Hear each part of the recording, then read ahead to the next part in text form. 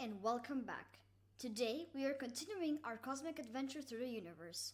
But before we continue, we have to know what the universe is made of, right? So, what is the universe made of?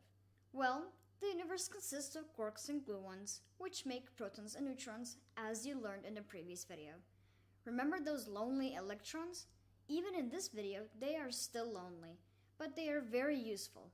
Without them, we wouldn't exist. So let's try and be friends with them, even if they aren't too happy about it. Protons, neutrons, plus electrons together make an atom, the basic material for all matter.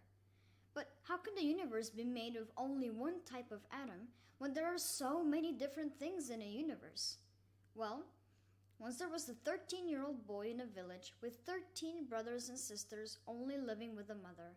The boy showed excellent capability and interest, so the mother tried her best to get him to school. They traveled on foot, applying for universities along the way. The journey lasted for a year until they reached St. Petersburg, where he finally got accepted, and soon after, his mother died. That boy's name is Dmitri Mendeleev. He made one of the most important discoveries in science in general. Dmitri wrote all of the elements on cards and tried to arrange them for 3 days and 3 nights until he collapsed from exhaustion.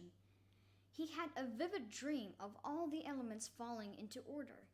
With the help of his dream, Mendeleev assembled all of the elements into the periodic table of elements in 1869.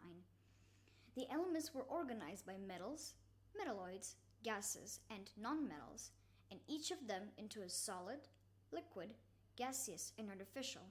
But the most significant achievement was that he could predict the elements that weren't discovered yet.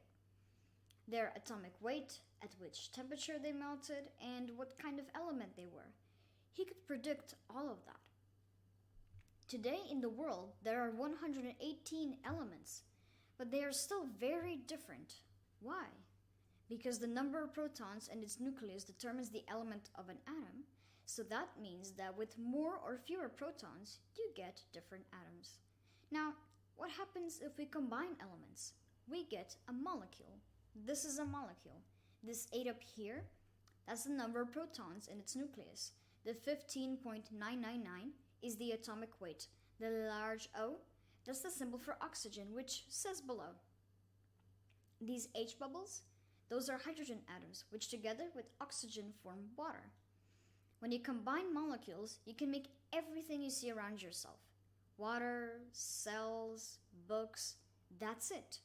Everything boils down to those teeny tiny quarks. Fun fact, all of these elements we discovered come from stars.